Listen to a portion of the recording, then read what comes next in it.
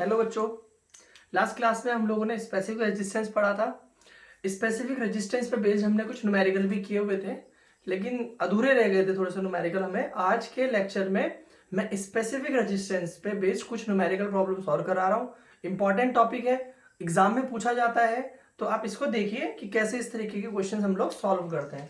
तो जैसे क्वेश्चन दिया हुआ है, एक वायर है 10 ओम रेजिस्टेंस की। क्वेश्चन है a wire has 10 ohm resistance, ठीक है। it is stretched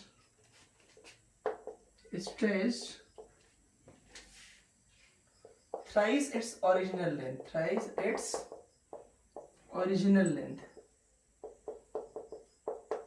तो एक वायर है जिसको उसकी जो ओरिजिनल लेंथ है उससे खींच करेंगे। जैसे ये लेंथ है, मान लो, इसके बाद अगर इसको खींचा जाएगा तो इसकी लेंथ का तिगुनी इसकी लेंथ बना दी, 3 टाइम्स इसकी लेंथ को कर दिया जाता है। Thrice it's original length, what will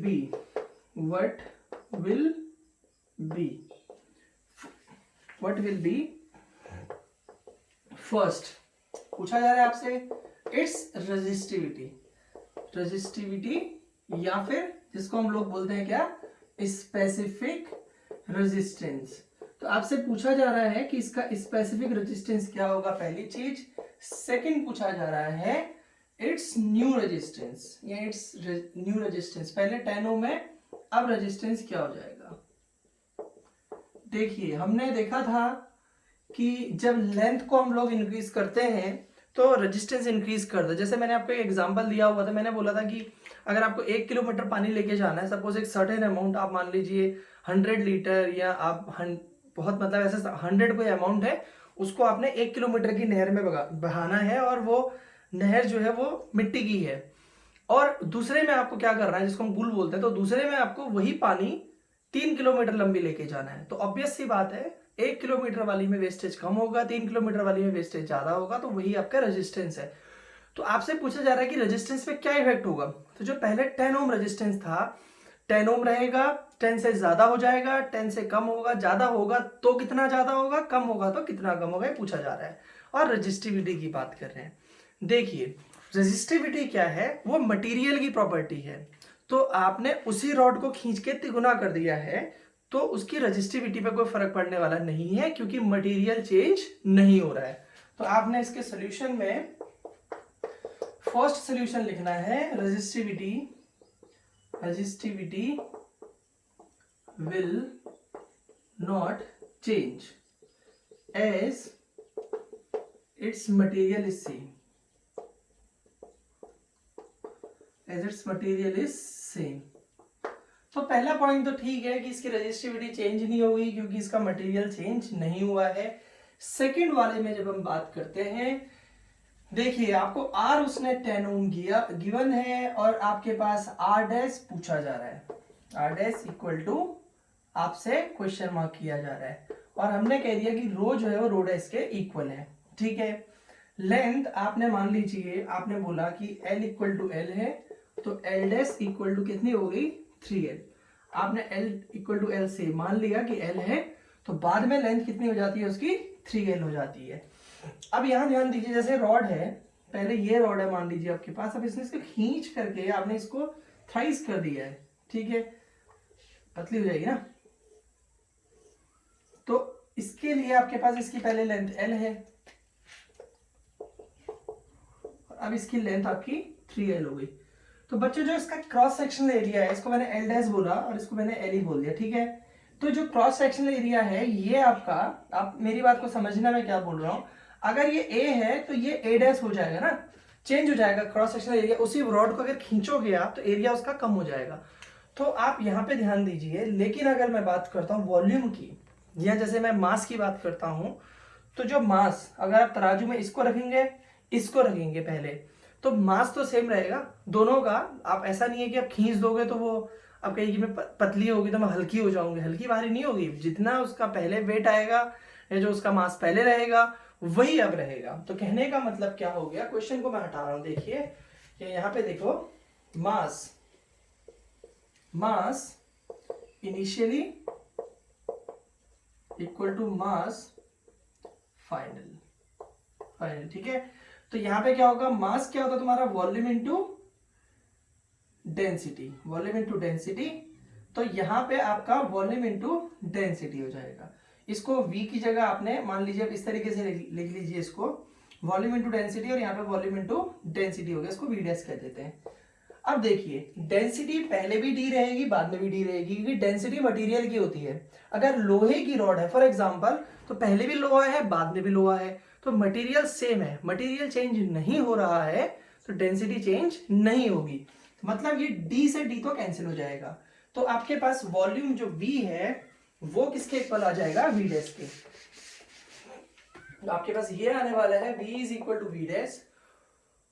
volume क्या होगा, देखो आपका एरिया, ये वाला एरिया इंटू लेंथ आप कर सकते हैं, लेंथ, और यहाँ पे एरिया इंटू लेंथ ये भी होगा, और आपको यहाँ पे लेकिन बच्चों डैश कर देना है। तो यहाँ पे a इंटू एल हो जाएगा, और यहाँ पे a dash into L dash हो जाएगा। मतलब पहले वॉल्यूम बराबर होगा बाद वाले वॉल्यूम के, ठीक है।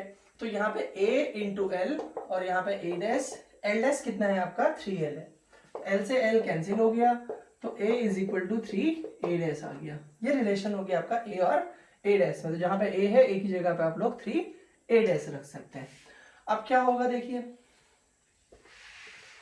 देखो r equal to rho L upon A रहेगा, और r डैश कितना रहना है आपका, रो डैश तो होगा नहीं क्योंकि रो ही रहना है, मटेरियल सेम है, तो rho L dash upon A dash होगा। तो यहाँ पे क्या होगा देखिए, हमने अगर करना है r अपॉन आर डैश की बात हम करते हैं, तो rho L upon A upon rho L dash upon A dash बात, तो रो से रो कैंसिल हो जाता है आपका। देखिए L dash, sorry L upon A ऐसे ही रहेगा, ये उल्टा हो जाएगा आपका A dash upon L dash. तो बच्चों एल अपॉन ए ऐसे रहने, तो ए डैश की वैल्यू यहाँ पे, चलिए कोई दिक्कत नहीं, एल को ऐसे रहने देते हैं, ए की वैल्यू कितनी है 3a डैश, और ए डैश यहाँ पे ऐसे रहने दीजिए, और एल डैश कितना था 3l था, थ्राइस हो गया था ना 3l, एल से एल कैंसिल हो गया, ए डैश से ए डैश कैंसिल हो गया, तो ये 1/9 आ गया। यानी कि आपका r अपॉन आर डैश 1/9 आ गया। दिस इंप्लाइज जो आपका r डैश है वो 9r हो गया, तो रेजिस्टेंस आपका 9 टाइम्स हो जाएगा, और पहले कितना था 10, तो 9 इंटू 10 यानी कि 90 ओम। तो रेजिस्टेंस जो पहले 10 ओम था वो अब बढ़ करके 90 ओम हो जाएगा। जल्दी से नोट करिए इसको।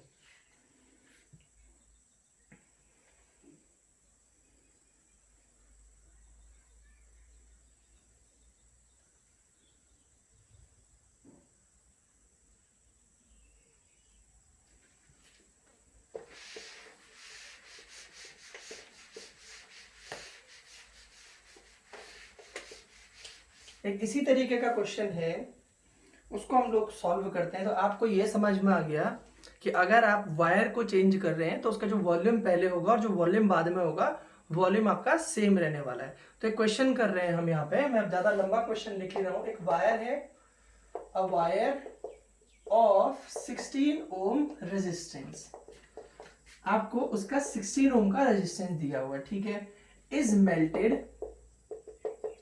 Melted to half its length,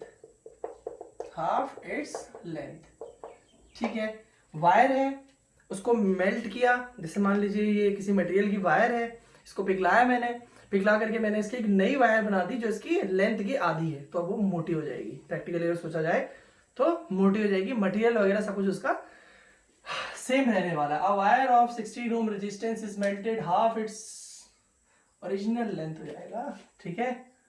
what is new resistance?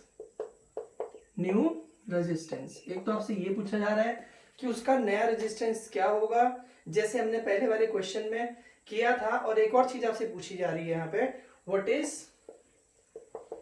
Is percentage change in resistance, ठीक है। अब बात करते हैं इसके सॉल्यूशन की। तो अभी बताया था मैंने आपको कि चलिए R 16 ओम दिया है, R डैश क्वेश्चन मार्क कर रहा है, रो इक्वल टू रो जाएगा, और जो रो डैश है वो तो रो रहेगा, मटेरियल चेंज हो नहीं रहा है तो स्पेसिफिक रेजिस्टेंस में चेंज नहीं होना है। लेंथ आपके एल एल है मान लीजिए, एल डैश कितनी हो जाती है बोलता है L/2 नई लेंथ, और ए डैश क्या है उसमें एक रिलेशन के लिए मुझे पता है जो वॉल्यूम होगा, volume before melting is equal to volume after melting. ठीक है, तो इसको V से डिनोट कर देते हैं, इसको V डैश से डिनोट कर देते हैं। तो वॉल्यूम क्या होता है अभी पढ़ा है मैंने, एरिया इंटू लेंथ, यहाँ भी एरिया इंटू लेंथ आएगा, यहाँ पे डैश डैश आ जाएंगे। अभी लास्ट इससे पहले वाले क्वेश्चन में सब डिस्कशन कर चुके हैं कि मास सेम होगा, डेंसिटी कैंसिल आउट हो जाएगी, तो वॉल्यूम के इक्वल हो जाएगा, वो सब हमने डिस्कस कर लिया है, दोबारा करके टाइम वेस्ट नहीं करना है। तो AL कर दिया मैंने यहाँ पे, A डैश ऐसे रहने लगा, L डैश की जगह पे मेरे पास L/2 है, तो L से L कैंसिल हो गया, तो A is equal to A dash by 2। तो ये मैंने कर दिया है, A is equal to A dash by 2। अब यहाँ जहाँ पे A होगा वहां पे A डैश बाई 2 हम लोग लिख सकते हैं, या फिर हम लोग ये कर सकते हैं यहाँ से A डैश इक्वल टू 2 है। मतलब समझने की कोशिश करिए, अपने लेंथ को उसकी आधी करी है तो उसकी जो थिकनेस है वो डबल हो गई, मतलब जो उसकी ये जो थिकनेस है वो डबल हो गई है। ठीक है, इस तरीके से हमने बोला। तो आपके पास अब जब R इक्वल टू मैंने फॉर्मूला बोला था रो L अपॉन A होगा, R डैश कितना होगा, रो डैश तो होना नहीं है, रो ही रहना, मटेरियल सेम है, L dash upon A dash हो जाएगा। ठीक है, क्वेश्चन हटा देते हैं।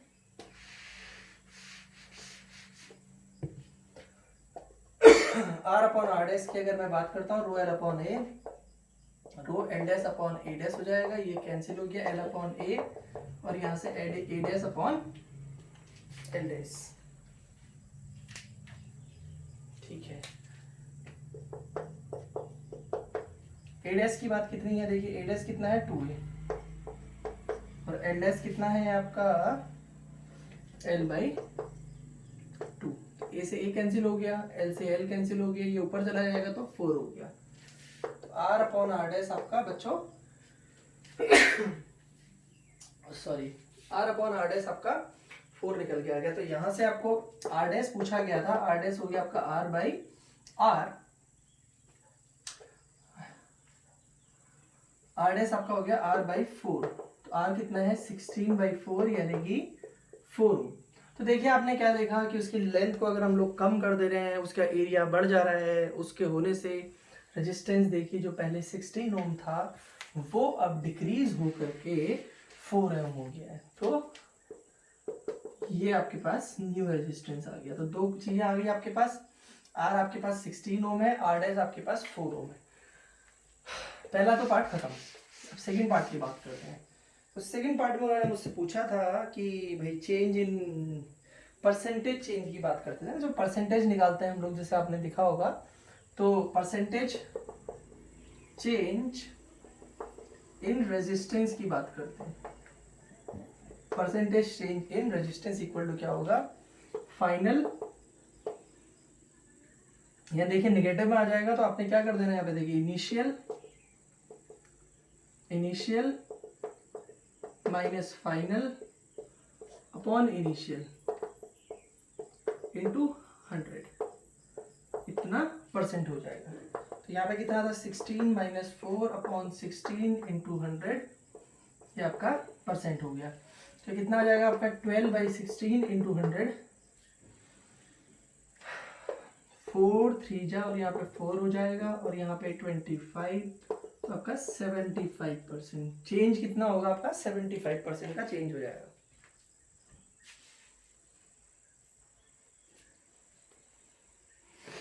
देखिए वैसे भी अगर आप देखते हैं बिना सॉल्व वगैरह भी देखते हैं तो 16 का 4 हो गया। तो अगर मैं ऐसे ऐड करूँ 4 4 4 और 4 16 होगा ना, तो देखिए इन 4 ये 25% हो गया उसका, ये 25%, और ये आपका 25% हो गया। तो 16 से 4 हो गया, यानी कि 75% रेजिस्टेंस उसका चेंज हो गया है। तो आपको इस तरीके से आप उसको सॉल्व कर सकते हैं, initial minus final, final greater होता है, सपोज उल्टा क्वेश्चन होता, रेजिस्टेंस बढ़ रहा होता है तो मैं final minus initial upon initial करता, अपॉन में मैं इनिशियल ही रखता हूँ। अब सपोज ऐसा क्वेश्चन भी आ सकता है एग्जाम में, ध्यान दीजिएगा, कोई जरूरी नहीं है कि यही पूछे, अगला ये पूछ दे कि बाद में ज्यादा हो जाता है तब क्या होगा, तो फाइनल माइनस इनिशियल हम लोग कर देंगे। ठीक है, चलिए बच्चों आगे बढ़ते हैं। ये क्वेश्चन है हमारा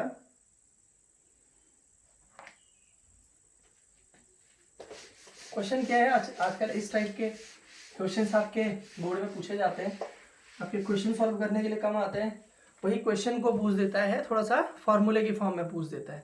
तो इसको हम लोग थोड़ा सा देखते हैं, ठीक है। क्वेश्चन क्या है, a wire has a resistance of R ohm, a wire has resistance of R ohm, ठीक है। if it is stressed to n times, जैसे ना बवाल खत्म कर दिया उसने, 2 टाइम्स 3 टाइम 4 टाइम्स सब खत्म करके उसने सीधे n टाइम बोल दिया, stress to n times its original length, n times to its original length, what will be new resistance, question mark. अब हम बात करते हैं इसके सॉल्यूशन की। तो देखो, जो भी आप जब भी आप क्वेश्चन पढ़ रहे हैं उस पर बेस्ड आपने जैसे कोई टॉपिक पढ़ा, आपने कहा रेजिस्टेंस होता है वो इन पैरामीटर्स पे डिपेंड करता है, स्पेसिफिक रेजिस्टेंस आपने पढ़ा, फिर उस पर बेस्ड आप जो भी न्यूमेरिकल अवेलेबल है उनको सॉल्व कर लेते हैं, तो उससे क्या होगा, आपका टॉपिक क्लियर होता जाएगा, तो कभी प्रॉब्लम नहीं होगी। तो कोशिश ये करिए कि आप जितने ज़्यादा से ज़्यादा न्यूमेरिकल, अभी मैं कुछ देख रहा हूँ तो शायद न्यूमेरिकल में शायद बच्चों का इंटरेस्ट कम हो रहा है, लेकिन ये गलत है। इंटरेस्ट न्यूमेरिकल में मेंटेन करने से फ़ायदा ये होता है आपका कि अब हमेशा ध्यान दीजिए, आपका टॉपिक और निखरेगा। तो क्वेश्चंस आपको करना है, थोड़ा सा मेहनत करनी पड़ती है, थोड़े से क्वेश्चंस लिखने पड़ेंगे, सॉल्व करने पड़ेंगे, लेकिन वो टॉपिक को आपके हमेशा से इम्प्रूव करता जाएगा। और आजकल जो फिजिक्स में पेपर पूछ रहा है CBSE आपका, वो इसी तरीके के क्वेश्चंस पूछ रहा है। अब इस तरीके की चीज़ें डाल के रख दे रहा है, तो कॉन्सेप्चुअल बोल दे रहे हैं उसको, वो टॉपिक के अंदर उसने कुछ ऐसे कहानी सी बना देनी है, उस कहानी को वो आगे आपसे पूछने वाला है कि इसको बताइए ये कैसे होगा सॉल्व। तो फिर वो होता उसी तरीके का है, लेकिन अब क्योंकि हमने तो ट्राई किया नहीं, हमने हाथ लगाया नहीं है उसमें, तो हमसे वो नहीं हो पा रहा होता, तो वो हम करते हैं। देखिए, तो अभी उसने क्या बोला आपसे, देखिए आप r इक्वल टू r है, r डैश उसने आपसे क्वेश्चन मार्क कर दिया, लेंथ आपने शुरू में सपोज l बोल दे, तो l डैश उसने बोला nl हो गई है, n टाइम्स है, और तुम्हें पता है वॉल्यूम v किसके इक्वल होगा, v डैश के इक्वल होगा। अभी तो करा दी दो क्वेश्चन, वॉल्यूम क्या होता है, एरिया इंटू लेंथ, और यहाँ a dash into l dash हो जाएगा। तो करना क्या है, आपके पास l डैश कितना है, उसने बोला nl हो गया है n टाइम्स, तो al is equal to a dash into nl, L से एल कैंसिल हो गया, तो ए की जगह पे आपको एन ए डैश रख देना है, ठीक है। तो वही R equal to rho L upon A हो जाएगा, और R dash equal to rho L dash upon A dash हो जाएगा, ठीक है। तो यहाँ से आर अपॉन आर डैश अगर आप लोग करते हैं,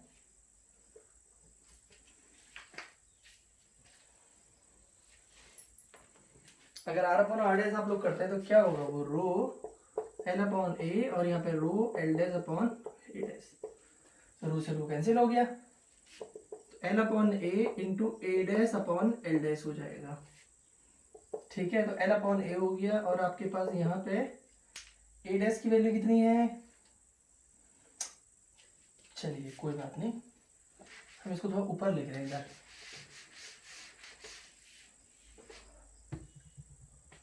ये हो गया आपका एल अपॉन ए है।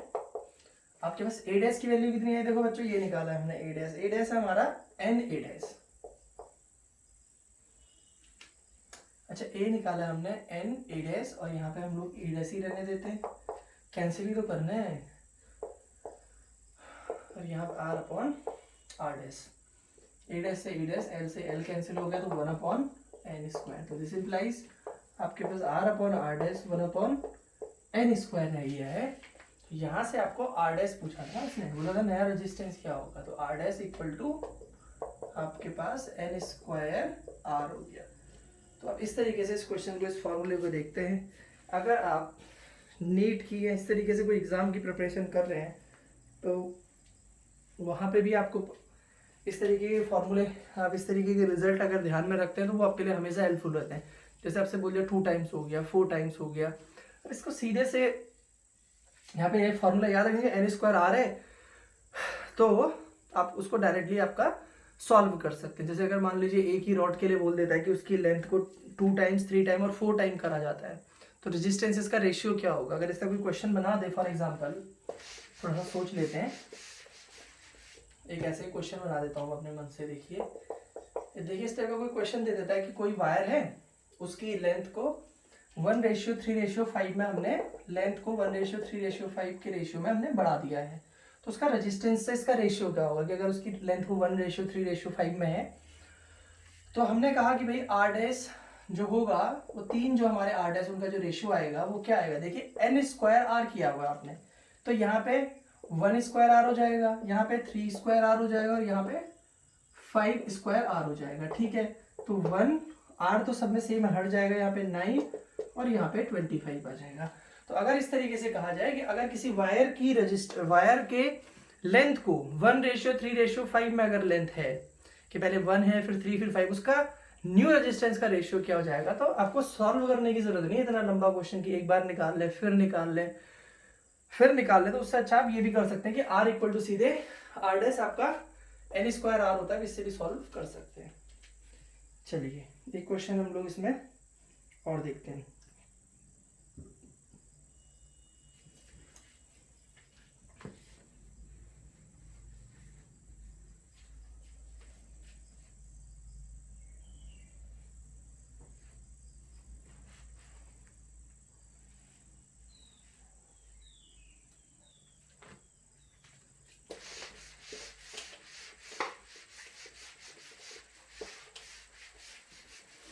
हमारे पास एक क्वेश्चन है, एक वायर है, ठीक है, वायर, इसका 4 ओम रेजिस्टेंस है, ठीक है, एक वायर है, इसका 4 ओम रेजिस्टेंस है, इसको हमने बेंड करके एक सर्कुलर कॉइल बना ली, circular coil of radius 7 centimetre. तो एक वायर जिसका रेजिस्टेंस 4 ओम है उसको हमने बेंड करके एक कॉइल बना दिया जिसकी रेडियस 7 सेंटीमीटर है। अब वायर का डायमीटर, मुझे जो वायर है उसका डायमीटर, इतना मैं लिख नहीं रहा हूं, आप ऐसे शॉर्ट में नोट करिए, 1.4 मिलीमीटर दिया हुआ है। ठीक है, रेडियस जो सर्कल बनाया है उसकी रेडियस 7 सेंटीमीटर दे रखी है और जो वायर का डायमीटर है 1.4 मिलीमीटर दे रखा है। स्पेसिफिक रेजिस्टेंस ऑफ मटेरियल, रो जो है स्पेसिफिक रेजिस्टेंस ऑफ मटेरियल, जिसको हम रो से डिनोट करते हैं 2 × 10⁻⁻7 ओम मीटर। ये आपको रो की वैल्यू उन्होंने गिवन है। आपसे पूछा गया है कि find number of turns question mark. अब आपसे बोला चाह रहा है कि अगर हमने उसको लपेट के 7 सेंटीमीटर की सर्कुलर रेडियस बनाई है, जैसे आप सोचिए ना कि एक आपके पास वायर है जिसका डायमीटर आपको 1.4 मिलीमीटर दे रखा है और उसको हमने क्या किया, जैसे मान लीजिए सीधे आपके पास एक ऐसी तार है, ठीक है, उसको आपने ऐसे मोड़ा, तो अब ऐसे कुछ यहाँ पे पड़ा नहीं हुआ है जिससे मैं आपको करके दिखा देता। फॉर एग्जाम्पल पेज से तो इतना इजीली पॉसिबल नहीं है।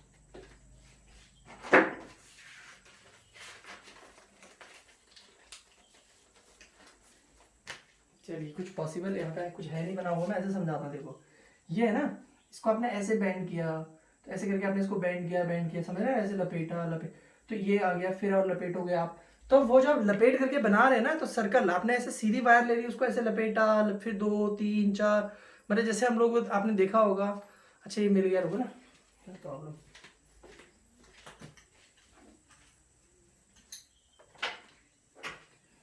देखिए जैसे ये है फॉर एग्जांपल, तो उसने क्या किया, इसको यहाँ से सपोज हम लेते हैं, ऐसे बेंड किया, ठीक है, सर्कल बन गया, फिर इसके ऊपर इसको वो ऐसे लपेटता रहा, ठीक है, जैसे हम लोग कभी कोई तार वगैरह घर में फेंका रहता है उसको हम लोग ऐसे करते हैं, तो इस तरीके से पूरे तार को लपेटता रहा। तो वो बोल रहा है कि कितने बार ये घूम रहा है, जैसे मैंने इसको 3 4 बार घुमा दिया ना, तो ऐसे कितने टर्न्स आएंगे ये आपसे पूछना चाह रहा है। और जो वायर है उसका डायमीटर तुम्हें दे दिया उसने 1.4 मिलीमीटर का दे दिया है, इस मटेरियल की डेंसिटी तुम्हें दे दी है उसने, और रेडियस जो है, जो सर्कल आप लोग बना रहे हैं, ये जो सर्कल बना रहे हैं आप लोग, इसकी रेडियस उसने आपको 7 सेंटीमीटर दे दी है। सब कुछ दिया हुआ है। अब आपको सबसे पहले तो ध्यान से समझना है, देखो कि ये वायर की लेंथ क्या होगी। सोचो आप जरा सा बच्चों, ये जो मैंने बनाया है ये सर्कल है, सर्कल में इस चीज को क्या बोलते हैं 2πr, खोल दूंगा 2πr, ये जो चीज है 2πr है, ठीक है। ऐसे बंद करूंगा सर्कमफेरेंस 2πr, खोलूंगा तब भी 2πr। अगर ऐसे आप सोचो दो सर्कल बन रहे होते, ठीक है, दो सर्कल बन रहे होते तो आप क्या बोलते, 2 × 2πr बोलते। तीन बन रहे होते तो 3 × 2πr बोलते ना। मतलब आप कहते हैं कि अगर यहाँ पे ऐसे दो सर्कल बन रहे होते फॉर एग्जाम्पल, तो आप कहते हैं इसकी लेंथ क्या है, एक 2πr, आपका एक 2πr ये होता, एक 2πr ये होता, तो टोटल 4, समझ रहे ना, 2 × 2πr हो जाते। तीन सर्कल बन रहे होते तो 3 × 2πr होता है। अब इसको कितने बार मोड़ा है मुझे जो क्या पता है, n टाइम्स बोल देता हूं। तो इसकी लेंथ कितनी होगी, अगर एक बार होता तो 2πr, दो बार मोड़ा होता, अगर मैं इसको पूरे को मोड़ के एक ही सर्कल बना देता तो एक 2πr होता, दो बनाऊंगा तो 2 × 2πr। अब मैंने कितने बार बेंड किया मुझे नहीं पता, तो मैंने कहा सपोज n टाइम्स बेंड है तो n × 2πr हो जाएगा, ठीक है। तो यहां पे आप ध्यान दीजिए, लेट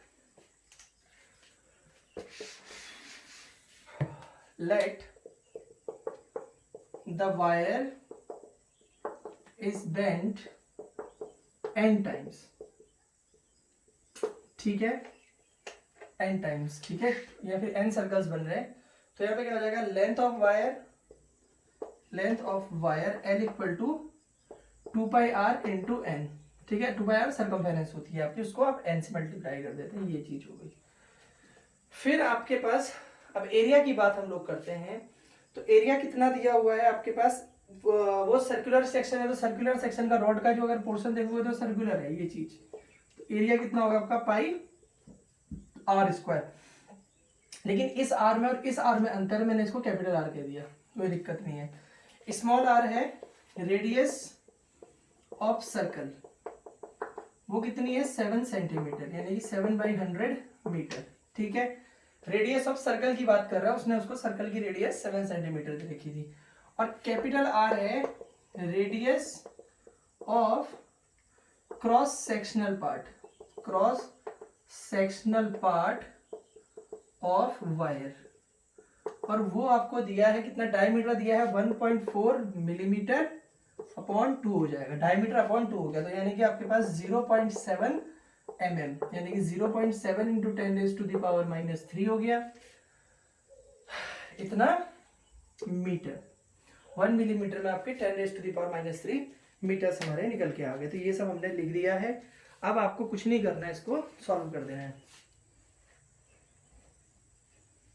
ठीक है। अब आपके पास देखिए रो दिया ही हुआ है ये,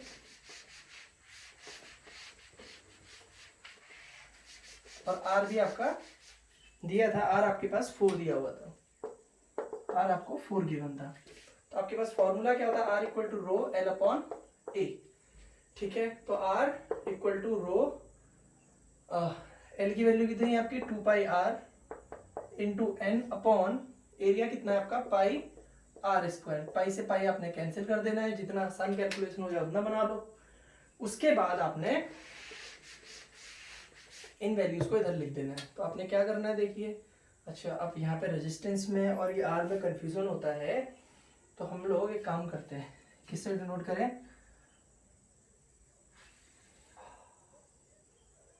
चलिए कोई फर्क नहीं पड़ता, इस रेजिस्टेंस को r' से कह देते हैं, रेजिस्टेंस को हमने r' से दिखा दिया, कोई बात नहीं, उसमें फिर वहां चेंज करना पड़ेगा, हटाइए। r' कितना दिया है 4 ओम दिया हुआ है, इसकी वैल्यू कितनी है 2 × 10⁻⁻7, ये रो की वैल्यू इंटू 2 इंटू आर की वैल्यू कितनी थी आपकी देखिए, स्मॉल आर था 7/100 upon into n upon capital R कितना है आपका 0.7 × 10⁻³ इसका स्क्वायर हो जाएगा।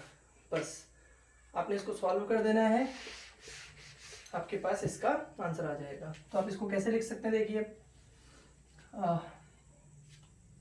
ये 2 × 4 ये तो कैंसिल हो गए, इसको इधर ले चलिए आप, तो 0.7 × 0.7 हो जाएगा इंटू 10⁻⁻6 हो जाएगी ये, और यहाँ पे कितना है 10⁻⁻7, और यहाँ ये ऊपर चला जाएगा तो 10⁻⁻2 हो जाएगा, और यहाँ पे आपके पास एक 7 रह गया इंटू n रह गया। तो इसको कैलकुलेट करने के लिए आप 7/10 लिख सकते हैं, आपकी मर्जी है, आप कुछ अलग तरीके से भी करना चाहें तो किसी को कोई दिक्कत नहीं है। आपकी कैलकुलेशन से। अब इसको डायरेक्ट भी निकाल सकते हैं 2 स्टेप में। तो ये आपके पास 7 आ गया, ठीक है। यहाँ पे हो गया आपका 7 into 10 raise to the power -6 भी कई के लिए हम लोग बचा के रख रहे हैं, इधर इसको कैंसिल कर दो तो -3 बच जाएगा ना। 7 into 10 raise to the power -2 पर चले गए, और यहाँ पे आपके पास 10 raise to the power -3 into n रह गया। अब इसको इधर ले आते हैं या इसको भी कैंसिल कर लेते हैं, तो 7 is equal to 10 raise to the power -1 into n, यानी कि n/10 हो गया। अब इसको मल्टीप्लाई कर दो तो n इक्वल टू 10 इंटू 7, यानी कि आपके पास 70। तो सोचिए आप, जो वायर को हम लोग लपेट रहे थे, कितने टर्न्स उसमें निकल के आएंगे? 70 टर्न। तो आप एक सीधी वायर को लेके चल रहे हैं, उसको अगर लपेट रहे हैं, इस टाइप का क्वेश्चन बना दिया तो आपके पास 70 टर्न आएंगे। तो हमने इस तरीके के क्वेश्चंस देखे हैं 2-3। अभी और क्वेश्चंस आपको बुक में मिलेंगे, उनको भी सॉल्व करने की कोशिश करिए। अगर कुछ ऐसा रहता है तो जब मैं मिक्स क्वेश्चंस कराऊंगा तो कोई क्वेश्चन और रहेंगे तो उन्हें भी उसमें हम लोग कर लेंगे। चलिए, थैंक यू।